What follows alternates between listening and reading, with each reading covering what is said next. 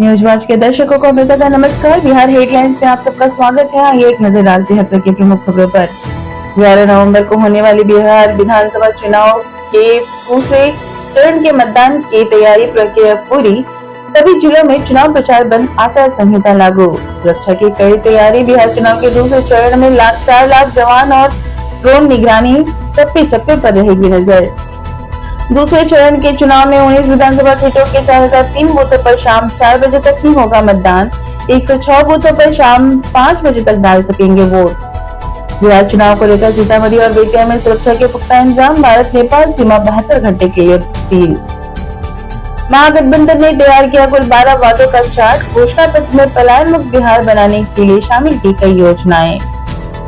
महागठबंधन के 12 वादों में 200 यूनिट फ्री बिजली, 500 रुपए में गैस सिलेंडर, 25 लाख तक का फ्री इलाज, वृद्धजनों को 1500 तक का पेंशन, दिव्यांगों को 3000 का पेंशन, महिलाओं को हर महीने 2500 रुपए, महिलाओं को फ्री बस सेवा, हर परिवार में एक सरकारी नौकरी, जीविका दीदियों को 30,000 की सैलरी, पर्याय में फंसे पैसों को दिलाने के लिए SIA, पत्रकारों को रहने के लिए हॉस्टल, मुफ्त इलाज, वकीलों को 10 लाख का बीमा, 15 लाख का स्वास्थ्य बीमा भी शामिल।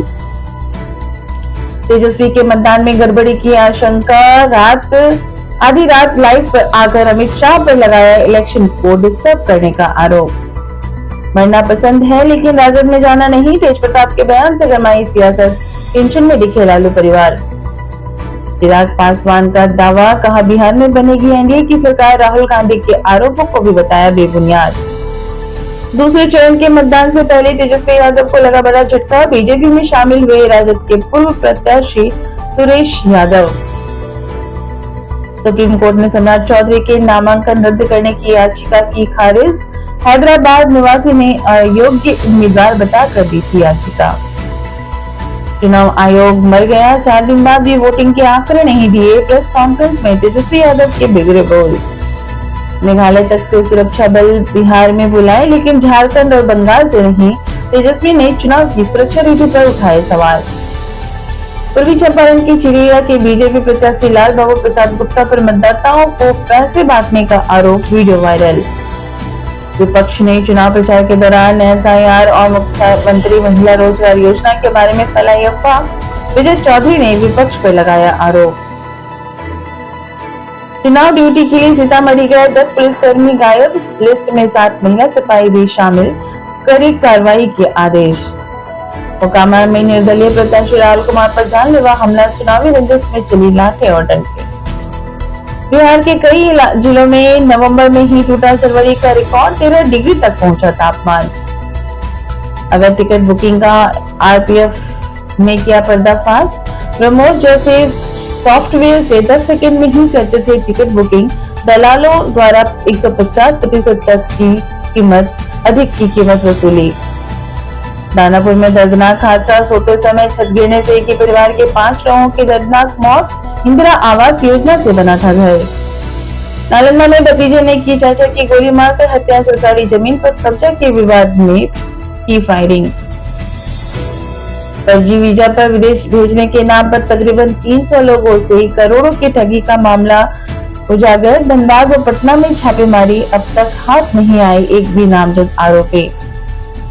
विल्सन में ट्रैक्टर बना मौत की मशीन। 8 साल के मासूम रेहान का रोटावेटर में कत्ल। घबराहट में लाश के टुकड़े कर खेत में दफन कर फरार हुआ ड्राइवर। पुलिस ने किया गिरफ्तार। बिहार राज्य महिला आयोग करेगा गर्ल्स हॉस्टलों का औचक निरीक्षण। सुरक्षा और पोषण व्यवस्था पर रहेगी खास नजर। समस्तीपुर में नाबालिग बच्चों का चुनाव प्रचार में गलत इस्तेमाल। बाल अधिकार आयोग ने लिया संज्ञान।